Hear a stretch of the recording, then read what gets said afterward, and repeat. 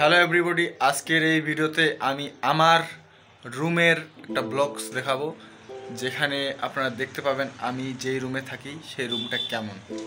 তো আশা করি আপনাদের ডেফিনেটলি একটা আইডিয়া হবে যে ছেলেদের বা ব্যাচেলারদের রুম কীরকম হয়। তো আসুন আজকের ভিডিওটা শুরু করা যাক। বন্ধুরা, শুরু থেকেই শুরু করছি।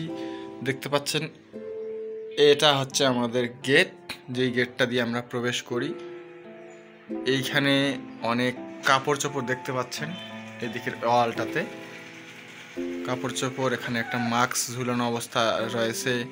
এইদিকে বিদ্যুতের লাইনের সুইচ দেখতে পাচ্ছেন, এখানে একটা গামছা, অন্যান্য কাপড় চোপড় রয়েছে, আর এইখানে লাইট রয়েছে। একটু নিচে নামালেই আপনারা দেখতে পাবেন যে এইটা আমার টেবিল দেখতে পাচ্ছেন। এই টেবিলে একটা ব্যাগ রয়েছে যেখানে পুলিশ লেখা আছে। এইখানে একটা চাবির রিং, চাবি তালা।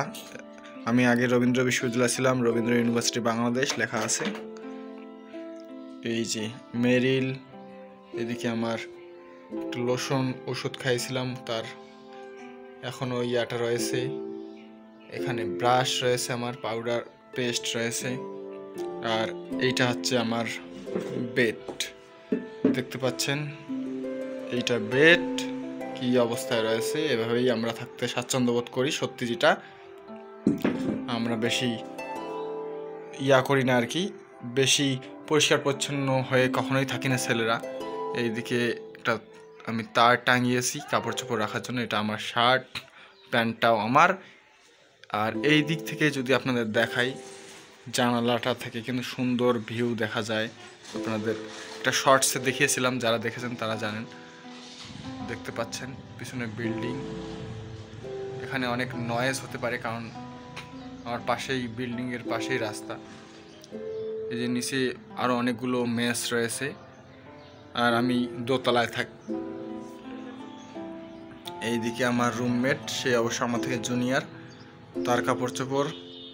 নিচে আর একটু দেখাই, একটা বালতি রয়েছে আর একটা কার্টুন রয়েছে যেখানে অনেক কিছু সরঞ্জাম রয়েছে, জুনিয়রের কাপড় চোপড়। এই যাচ্ছে তার টেবিল,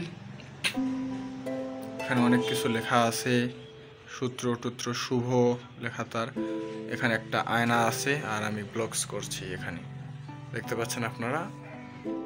তার মশারি বা বেডটা একটু দেখাই, এটা অবশ্য আমার লুঙ্গি।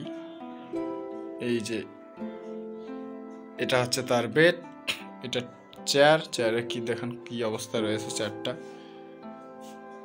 তো বন্ধুরা, এই আমাদের রুম, মোটামুটি একটা বড় স্পেস রয়েছে দেখতে পাচ্ছেন আপনারা। এটাই আমাদের রুম। উপরে অবশ্য একটা ফ্যান রয়েছে, যদিও সেটা নষ্ট, কিন্তু কি আর করার, সব কিছু তো আর মন মতো হয় না, কিছু কিছু জিনিস মানিয়ে নিতে হয়।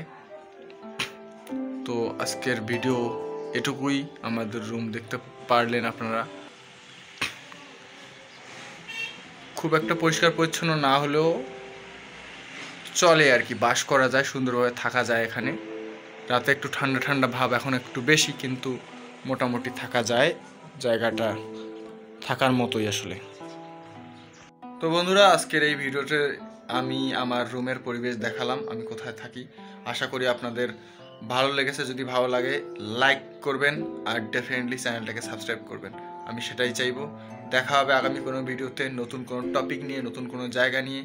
শুধু একটা কথাই মনে রাখবেন, জীবনের প্রত্যেকটা বিষয়ে আসলে এই যে ব্লগসগুলো করছি, এগুলো আপনাদের দেখানোর জন্য করছি, আপনাদের জানানোর জন্য করছি।